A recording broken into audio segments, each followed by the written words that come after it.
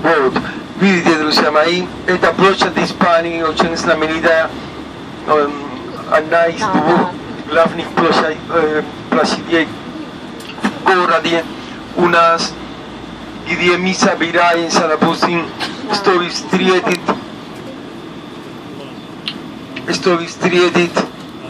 чтобы отметить Новый год, где люди собирались, когда в этот золотой век, который так неудачно кончился, когда мы стали победить во всех чемпионатах по футболу, но это уже, к сожалению, уже закончился, да, мы еще в депрессии. Вот. Но я нет, потому что я болею за Реал Мадрида и по крайней мере стали чемпионом, Кубка чемпиона. Но вы знаете, у нас очень как футбол, но у нас, конечно, в основном футбол, и вы знаете, Испания, да, то есть одна половина болеет за Барсу, и вторая половина, лучшая половина за Реал Мадрида. Вот. Мы подъезжаем, видите, тут на площадь Испании, да, тоже тут люди собираются из-за поющей фонтаны. Может быть, вы слышали, что у нас в городе есть такое красивое зрелище вечером, да? Поющие фонтаны, как раз напротив у нас их есть, да? Но, конечно, сейчас есть света, есть музыки, сейчас днем, все-таки красиво. Да. Выглядят отсюда.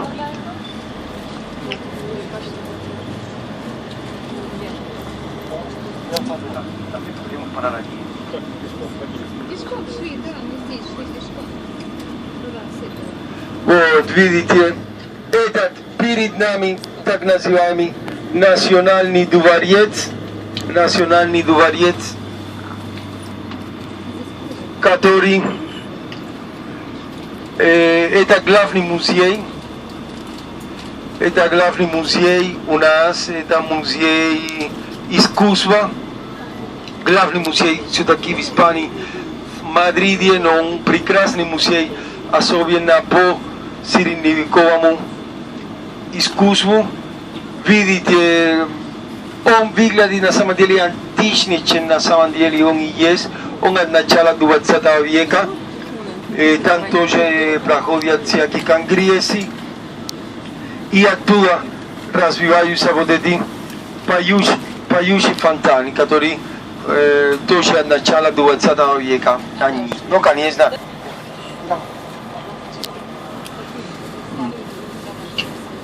это более современное, и это одно из самых посещаемых мест, если немножко говорить про историю, что на протяжении многих веков Испания, и это специфика Испании, и это оставили большой отпечаток в истории, в культуре, в характере даже у нас людей. Испания это страна трех культур, трех религий до конца 15 века. Это была страна, где жили многие евреи, многие мусульмане и многие, конечно, христиане. Не всегда сосуществование было совсем мирное, но были тоже, конечно, длительные периоды перемирия и сотрудничества. В городе у нас в средневековые времена было большое поселение евреев, есть до сих пор очень красивый средневековый еврейский квартал, и евреи до 15 века отправлялись сюда похоронить своих покоев. Потом, в 1492 году, короли основатели Испании Изабелла и Фердинанд, они решили, что все должны стать христианами или покинуть страну. То есть те, которые остались, уже остались как католики, остальные покинули страну, но осталось наименование для этой горы. Налево вы увидите испанская деревня. Видите, как будто средневековые стены, но они тоже от начала 20 века. Это городок, деревня для рукоделия, для ремесленников. Там никто на самом деле не живет, но каждый квартальчик этой деревни был построен по стилю типичной для каждого исторического испанского региона. Там ремесленники держат мастерские, магазины, тоже там рестораны и так далее. И Монжуик всего мира. У нас, друзья мои, тропический климат, субтропический климат. Если вдруг среди нас кто-то из Сибири, пожалуйста, постарайтесь не слышать то, что я сейчас буду говорить. Средняя температура зимы это очень редко, так это очень большая редкость, что у нас выпали снег. Последний раз 8 марта 2007 года люди у нас всегда помнят, никогда когда-то выпали снег. В Монжуике, на Монжуике у нас есть так называемое Олимпийское кольцо. Это из погода. Вы увидите направо, на башня для коммуникации, для мобильных коммуникаций сейчас. Видите, она напоминает олимпийский факел. Олимпийский факел. Ну там, фантазия, да, нужно. Вот. Мы называем башня Калатрава из архитектора испанского, который построил ее. Затем увидите сооружение черной такой крышей, черным таким. Это, друзья мои, тоже стадион, где проходят многие соревнования, допустим, по баскетболу. Сейчас в Испании идет чемпионат мира по баскетболу, но в прошлом году там чемпионат мира по плаванию, по гандболу. И направо знаменитый Олимпийский стадион. Он тоже от 20-х годов 20 века, поэтому вы видите, что фасад неоклассический выглядит как античный, но внутри он современный. Все-таки самый большой стадион в городе. Разве в городе? Некоторые первые. Мы не знаем ничего. У многих первых. Но, друзья мои, нужно приехать. Нужно приехать. Мы, конечно,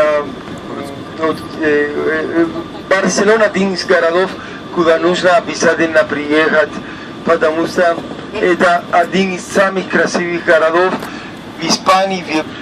Это средиземноморские платаны, но весной мы все страдаем почти от аллергии, это от пуха, это как тополь у вас. Но имейте в виду, что у нас весна бывает сухая и город ветровой.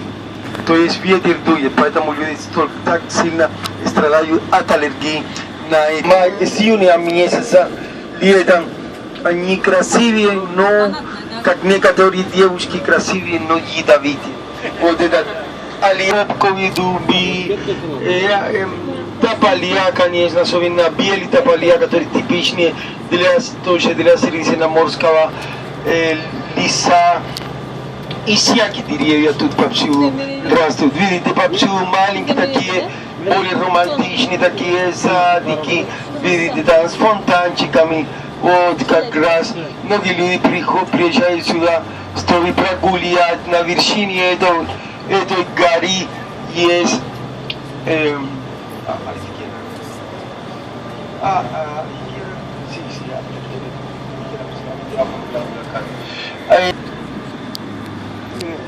есть многие музеи, есть рестораны, есть даже одна очень хорошая гостиница.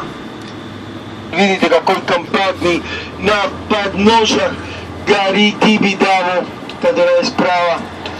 И видите, это весь город, отсюда увидите собор Святого Семейства, который в строительстве. И, по крайней мере, друзья мои, сможете фотографировать себя на фоне города. Давайте, можете выходить хоть бы на минуту.